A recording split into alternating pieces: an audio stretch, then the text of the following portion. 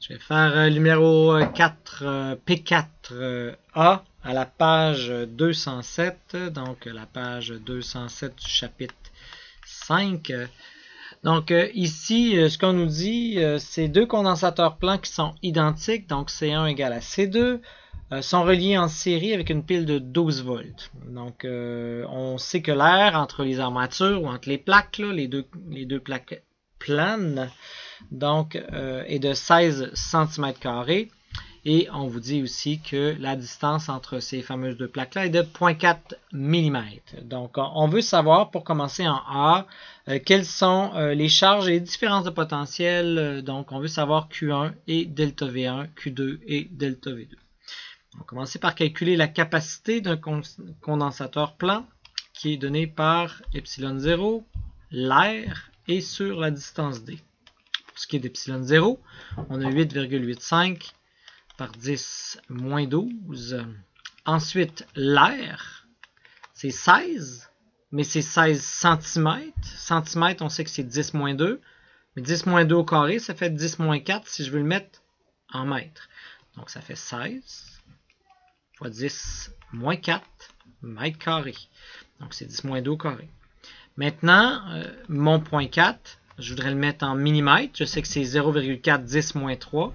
Mais je vais le convertir en 4 par 10 moins 4 à la place. Je vais tasser ma virgule d'un de plus. À la place d'aller à moins 3, là, virgule 4 fois 10 moins 3, j'attasse une de plus, ça fait 10 moins 4, donc mètres. Ça va me permettre de faire 16 par 10 moins 4, divisé par 4 par 10 moins 4. Les 10 moins 4 s'éliminent. 16 divisé par 4, il me reste 4. 4 fois 8, 8,85. 4 fois 8,85, j'arrive à 35,4. Donc ça, c'est 35,4 fois 10 moins 12 farad. 10 moins 12 picofarad. J'ai 35,4 picofarad pour C1 et pour C2.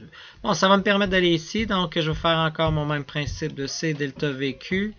Donc, C1, C2, C équivalent. Ici, je vais avoir quoi? Ben, je vais avoir 35,4 picofarad, 35,4 picofarad, et je sais que la capacité ne s'additionne pas quand je suis en série.